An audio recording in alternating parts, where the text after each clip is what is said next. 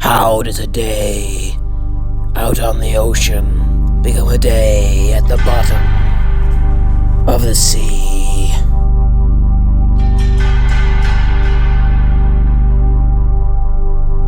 And when it does, who will retrieve what remains from the ocean floor? A diver, of course.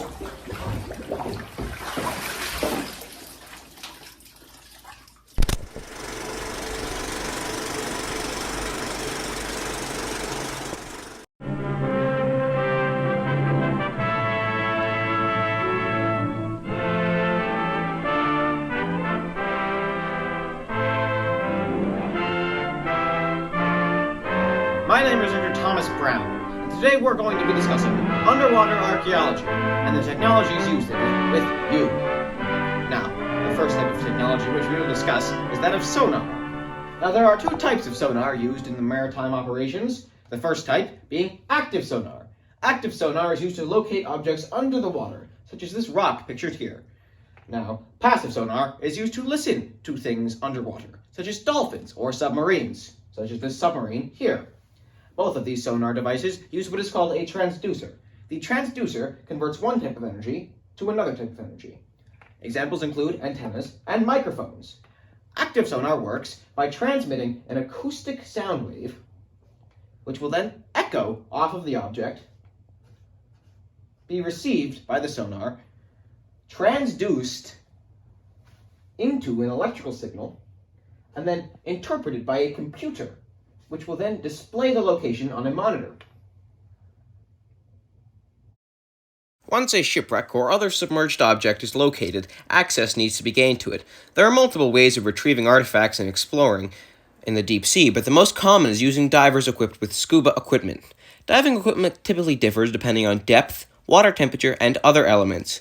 Typically, a diver would be equipped with a scuba apparatus or a rebreather apparatus. Scuba is what we call an open-circuit apparatus. It works by directly supplying air and allowing you to exhale the carbon dioxide you produce into the water, while a rebreather is a closed-circuit apparatus.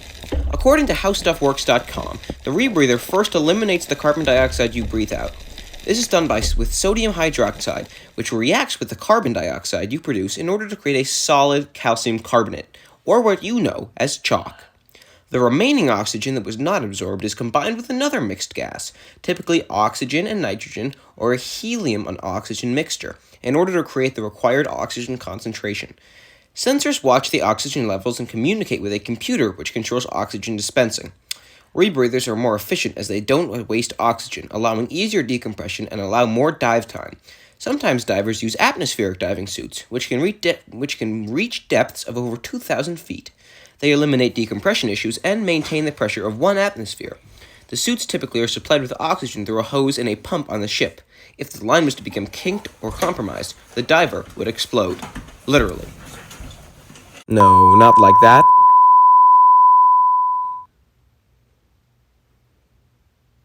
Not like that either.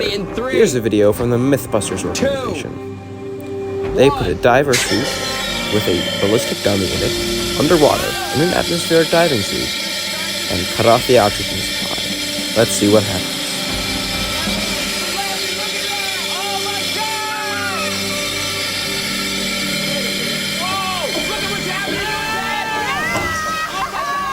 The pressure underwater is so great, the diver explodes in his suit after losing his pressurized air supply. That's crazy! Diving is not without its dangers, whether in submersibles or using a breathing apparatus, as you have just seen. As you descend into the ocean, the atmospheric pressure increases. Atmospheric pressure is around 14 pounds per square inch at sea level, according to NOAA. Descending 10 meters will increase the atmospheric pressure by about 1 atmosphere. Pressurization is required to prevent chest collapse. This is not the only danger when dealing with these pressures, however. All divers are haunted by the possibility of nitrogen narcosis, better known as the bends. As the pressure increases, the nitrogen dissolves easier and easier. This is thanks to Henry's law, C equals Kp gas. This means that a gas's solubility increases with the atmosphere's pressure.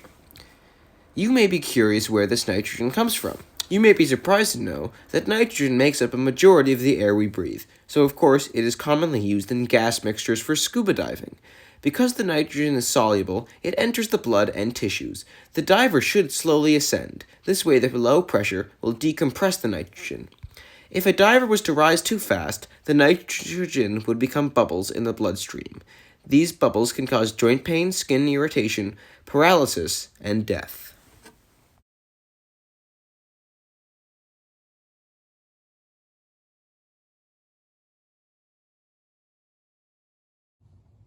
Metal shipwrecks are prone to the oxidation process, especially those in salt water. Sometimes the best way to preserve a shipwreck is to leave it submerged.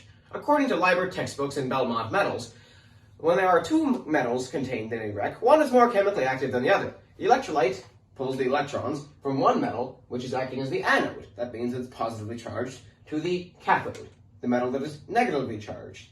This is called corrosion. By adding a more active anode, more electrons are pulled from it instead of the metal, which we are trying to protect in the wreck. This has been Underwater Archaeology. That's all, folks.